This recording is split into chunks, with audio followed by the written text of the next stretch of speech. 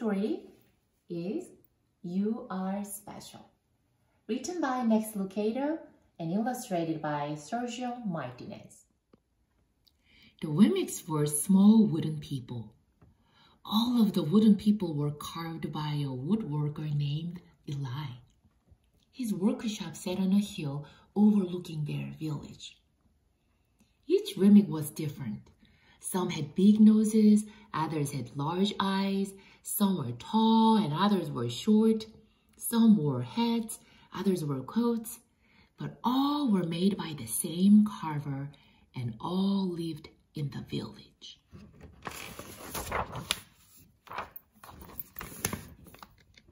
And all day, every day, the Wemmicks did the same thing. They gave each other stickers. Each Wemmick had a box of golden star stickers and a box of gray dot stickers. Up and down the streets all over the city, people spent their days sticking stars or dots on one another. The pretty ones, those with smooth wood and fine paint, always got stars. But if the wood was rough or the paint chipped, the Wemmicks gave dots. The talented ones got stars too. Some could lift big sticks high above their heads or jump over tall boxes. Still others knew big words or could sing pretty songs. Everyone gave them stars. Some Wemmicks had stars all over them. Every time they got a star, it made them feel so good. It made them want to do something else and get another star. Others, though, could do little. They got dots. Punchinello was one of these. He tried to jump high like the others, but he always fell. And when he fell, the others would gather around and give him dots. Sometimes when he fell, his wood got scratched, so the people would give him more dots. Then when he would try to explain why he fell, he would say something silly, and the Wemmicks would give him more dots. After a while, he had so many dots that he didn't want to go outside. He was afraid he would do something dumb, such as forget his hat or step in the water, and then people would give him another dot. In fact, he had so many gray dots that some people would come up and give him one for no reason at all. He deserves a lot of dots, the wooden people would agree with one another. He's not a good wooden person. After a while, Punchinello believed them. I'm not a good Wemmick, he would say. The few times he went outside, he hung around the other Wemmicks who had a lot of dots. He felt better around them. One day, he met a Wemmick who was unlike any he'd ever met. She had no dots or stars. She was just wooden. Her name was Lucia. It wasn't that people didn't try to give her stickers. It's just that the stickers didn't stick. Some of the Wemmicks admired Lucia for having no dots, so they would run up and give her a star, but it would fall off. Others would look down on her for having no stars, so they would give her a dot, but it wouldn't stay either. That's the way I want to be, thought Punchinello. I don't want anyone's marks. So he asked the stickless Wemmick how she did it. Oh, it's easy, Lucia replied. Every day I go see Eli. Eli? Yes, Eli, the wood carver. I sit in the workshop with him. Why? Why don't you find out for yourself? Go up the hill, he's there. And with that, the Wemmick, who had no stickers, turned and skipped away.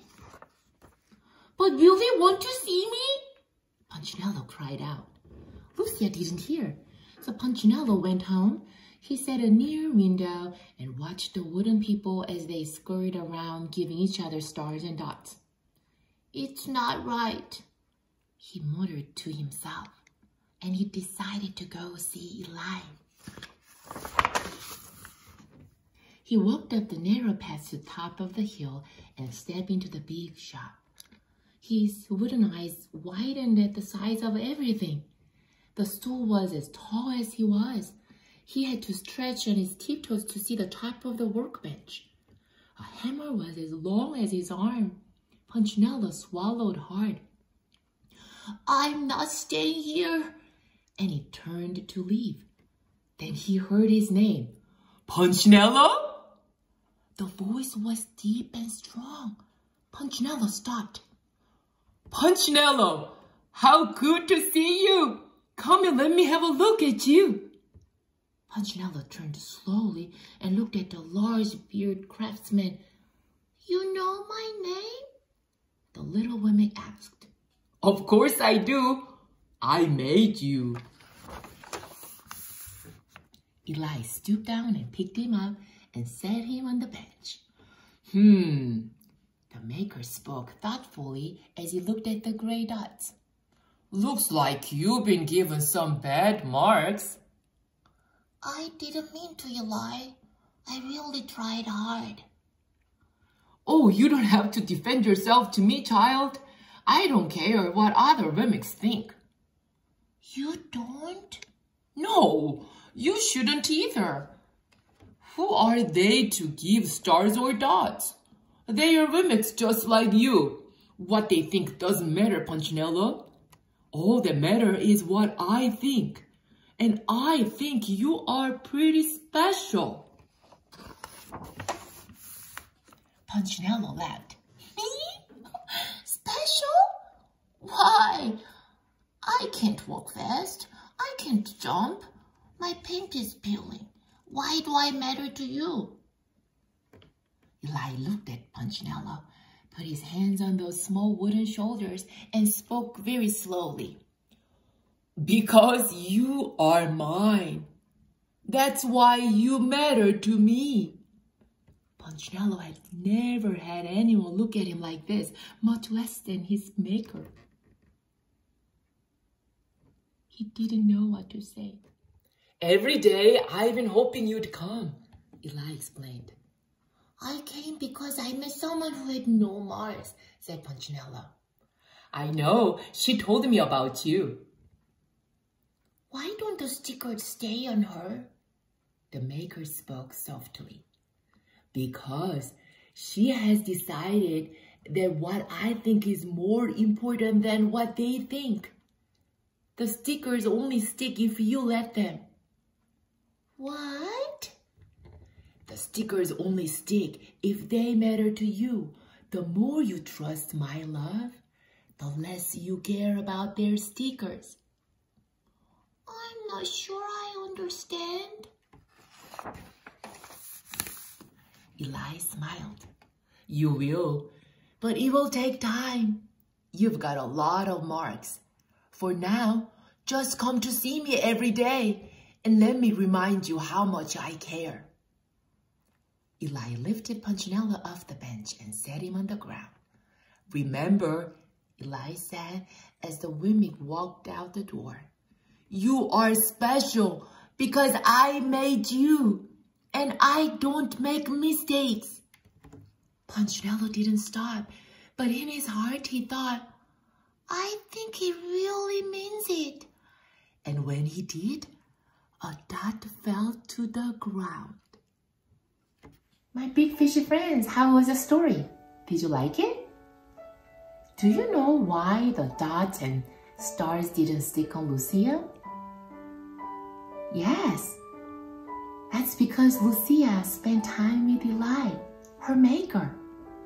The more that she spent time with Eli, she realized how unique and how special she is. And that's why the dots and other people's dots and stars didn't stick on her. That's same for us too. The more that we spend time with God, our maker, and the more that we realize how special and how unique we are to him. So what other people say, whether it's good or bad, does not change us, does not change who we are. My friends, God made you. God has made you just the way you are. And the Bible says in Psalm 139:14, I praise you, Lord. I am fearfully, wonderfully made by you. So my friends, remember, you are so special to God. My big fishy friends, see you next time.